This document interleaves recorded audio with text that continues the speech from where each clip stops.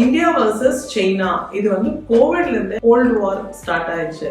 இந்தியால population 1450 crores வந்து 2024 statistics சொல்லுது.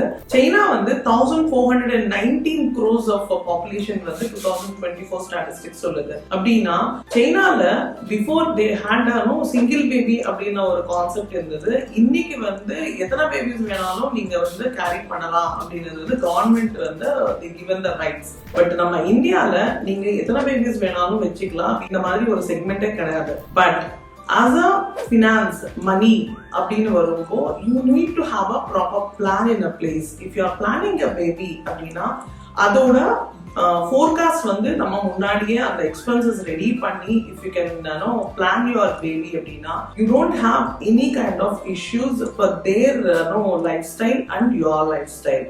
So for more information contact Financial for this.